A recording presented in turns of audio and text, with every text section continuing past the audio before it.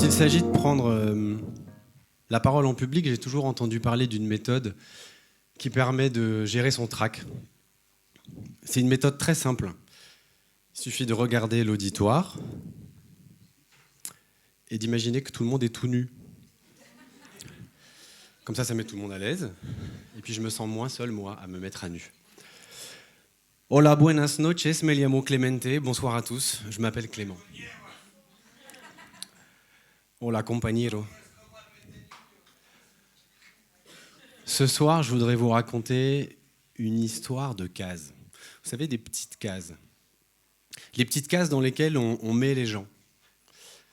Moi, j'étais très fort pour ça. Quand j'étais ado, grand ado, je mettais les gens dans les cases. J'avais beaucoup de préjugés sur les gens et j'avais des cases pour tout type de situation, tout type de personne. Lui là-bas, non, il n'a aucun intérêt. Elle, elle a l'air sympa. Elle là-bas, elle se la joue. Lui, non, franchement, il ne m'intéresse pas. J'étais assez catégorique. J'étais très très sûr de mes jugements. Jusqu'à ce que... Je dis oui, jusqu'à ce que, parce qu'il y a eu un point de bascule forcément dans mon histoire. Vous me verriez mal venir sur scène et vous dire bonsoir. Avant, je ne m'intéressais pas aux gens. Eh ben, j'ai toujours pas changé. Allez, salut. Non, forcément, voilà, jusqu'à ce que je vive une expérience qui m'a ouvert les yeux et qui m'a fait comprendre tout simplement tout l'intérêt que j'avais à être plus curieux des autres, à dépasser mes préjugés. Alors pour ça, il faut que je vous situe un peu le contexte. J'ai 23 ans, je finis mes études et avant de trouver un premier job, je veux faire deux choses à la fois. Je veux me mettre au service des autres et je veux partir à l'aventure. Alors pour me mettre au service des autres, et je veux le faire dans un pays hispanophone, je précise parce que j'ai très envie, j'adore parler espagnol. Comme j'aurais pu le faire avec mon camarade tout à l'heure. Pour me rendre utile, pour me mettre au service des autres, j'ai trouvé une mission un volontariat international dans une institution de microfinance en Équateur pendant 7 mois. Et côté aventure, pour certains, partir à l'aventure, ça revient à traverser l'Amazonie à pied, l'Himalaya, je ne sais pas moi, avec des skis aux pieds, j'en sais rien, mais moi je voulais vivre quelque part, je voulais m'impliquer dans un projet, donc pour moi l'aventure, ça voulait dire aller chercher le dépaysement, aller vivre dans des conditions spartiates, difficiles, et puis être dans un environnement de montagne pour aller faire des trips ou des explorations en montagne. Ce que je ne voulais pas, c'était me retrouver dans un bureau dans une grande ville. Alors, côté aventure, j'ai été servi à la hauteur de ce que j'espérais en fait. Parce que, alors tout d'abord, ma mission, elle se situait dans le Carchi. Le Carchi, c'est la région qui est tout au nord de l'Équateur. Et moi, j'étais même au nord du nord, vraiment tout près de la frontière, dans une région qui était considérée à l'époque comme une sorte de zone de villégiature pour narcotrafiquants colombiens qui souhaitent échapper à l'armée colombienne. Bon, ben, parfait, quoi. J'ai envie de dire l'aventure tchèque. Ou plutôt comme disait mon ami Pedro, il ponctuait toutes ses phrases par « si ou non », ça veut dire « oui ou non ». Estamos bien aquí, si ou non. Ça veut dire on est bien ici, non, oui ou non. Bon, bah, l'aventure, si ou non. Si, l'aventure, ouais. Mes bureaux, enfin mon bureau, ce qui me servait de bureau et mon logement se trouvait à Tulcán. Donc, Tulcán, c'est une ville de 90 000 habitants. Et dans le guide du routard 2019, vous pouvez aller vérifier, je l'ai fait la semaine dernière, vous pourrez lire ces quelques mots encourageants de la part du guide du routard. Alors, perché à 2000... Tu as déjà lu le guide du routard, hein. Perché à 2980 mètres, cette agglomération est la plus haute du pays, une des plus froides aussi. Bon, bah, je voulais de la montagne, je vais être servi. L'aventure, si ou non? Si, claro que si. Ok, donc le routard poursuit. Aucune raison objective d'y dormir. Bon, moi, je vais juste y passer 7 mois, mais au moins, ça mérite d'être clair.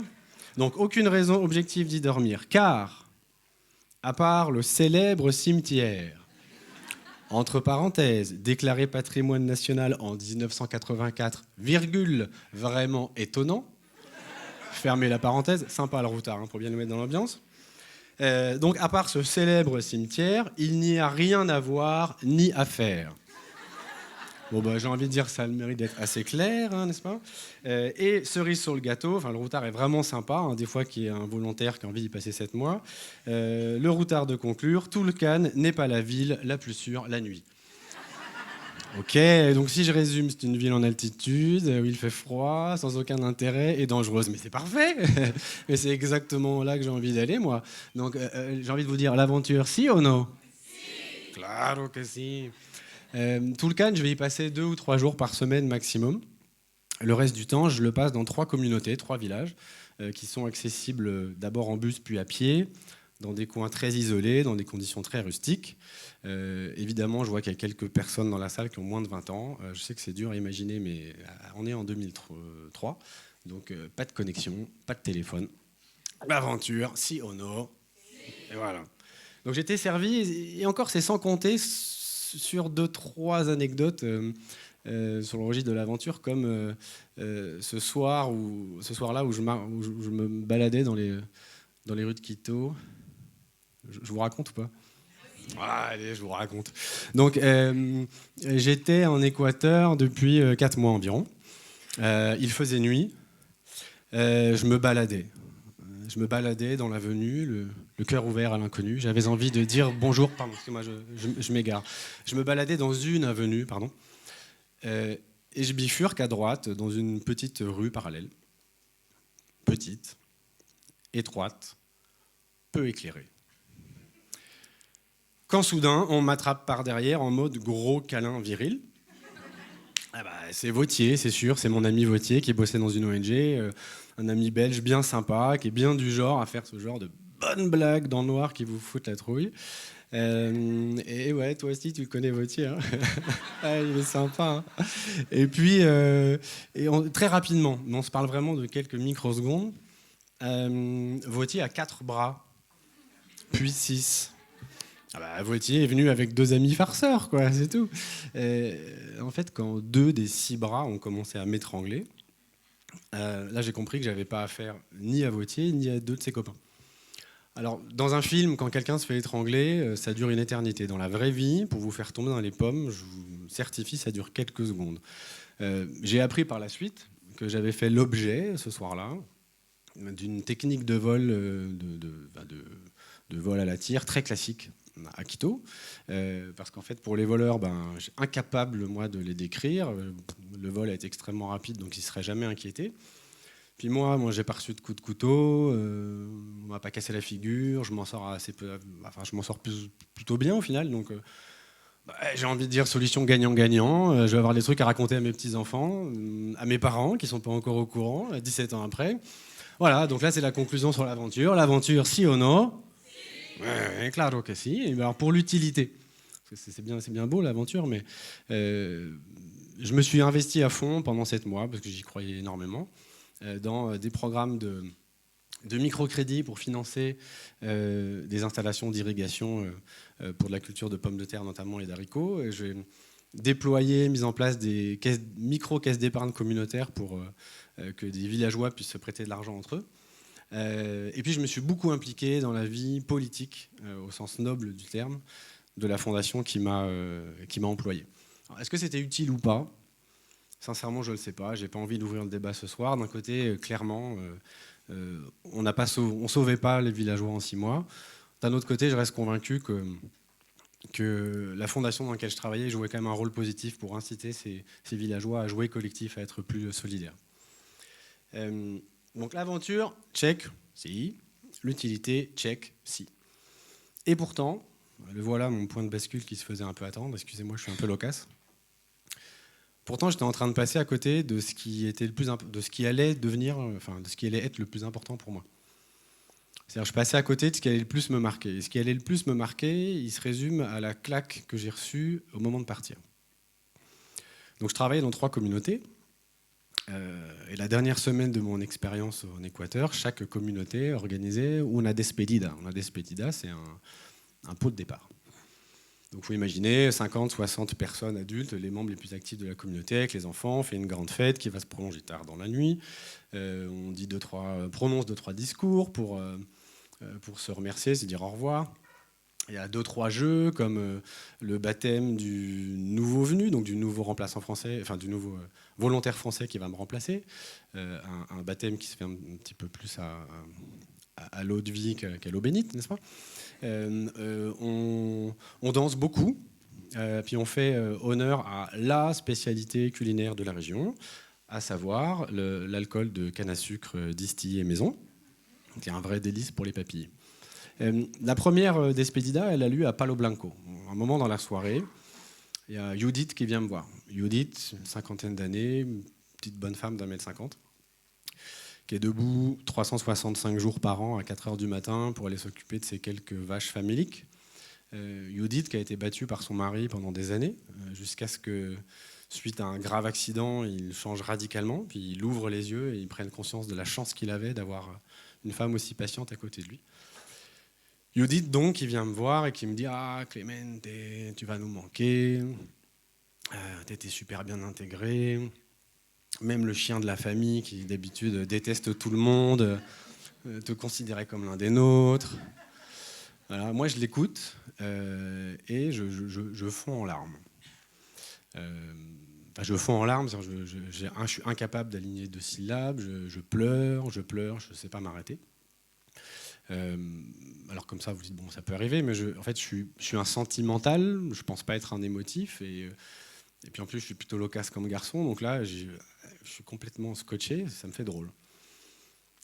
Il y a Nelson, le mari de Judith, qui vient me voir, qui me met sa bonne grosse main sur l'épaule, et en mode, vas-y, chiale, gamin. Mais prends-toi une petite un petit verre de cagnard, ça va pas te faire de mal.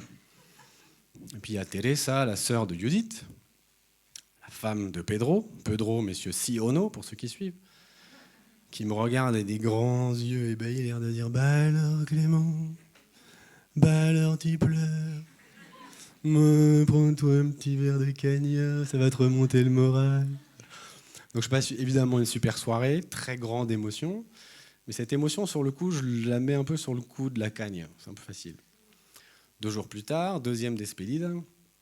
Là, je suis prévenu, quoi. Je vais gérer mes émotions, pas de problème. Je vais savoir faire. Et ben non. Rebelote, je repleure. La troisième despedida, en revanche, a été un peu différente quand même, parce que j'y suis arrivé en mode, ça va, je suis un bonhomme, quoi. Et j'ai pleuré. Alors vous pourriez me dire, mais ça n'a rien d'exceptionnel. Tu t'es investi quelque part, tu t'es fait des amis, tu es triste de partir, tu pleures, ça arrive à tout le monde. Sauf que si je vous refais un peu le tableau, vous avez d'un côté un jeune Parisien ultra privilégié, de 23 ans. Si je suis gentil, je vais dire un peu sûr de lui. Si je suis un peu moins gentil, je vais dire un petit peu arrogant. Si je suis un peu plus clair, je vais dire légèrement petit con sur les bords. Voilà. Et puis d'un autre côté, vous avez des agriculteurs équatoriens extrêmement pauvres. Beaucoup d'entre eux ont 2 fois mon âge ou plus, beaucoup d'entre eux sont illettrés.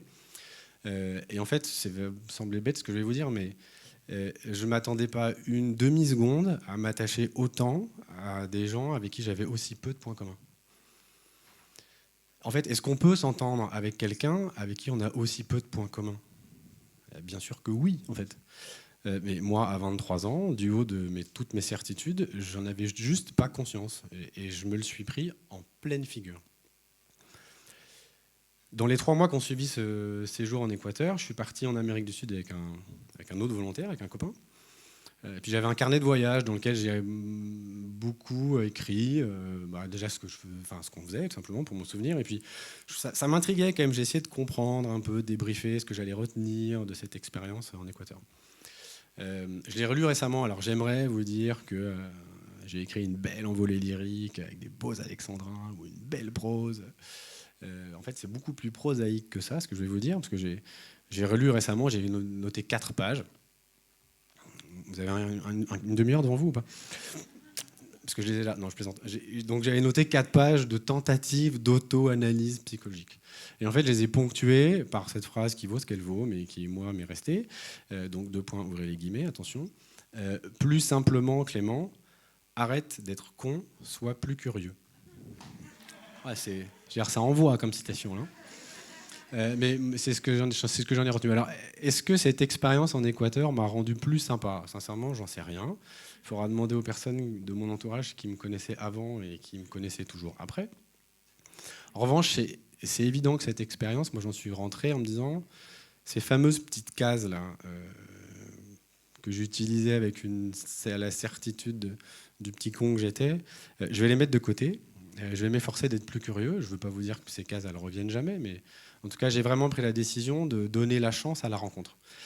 Je ne voudrais pas conclure sans mentionner très rapidement que j'ai évidemment adoré le Karchi.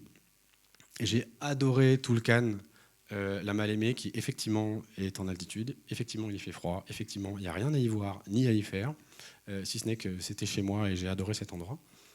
Et j'ai toujours un profond respect pour toutes les personnes que j'y ai rencontrées, qui étaient dignes, courageuses, solidaires, extrêmement bienveillantes, et qui, sans le savoir, m'ont donné une belle leçon. Finalement, l'aventure pour moi, ça a été d'apprendre l'ouverture aux autres. Que me les vaya muy bien. Merci infiniment de m'avoir écouté.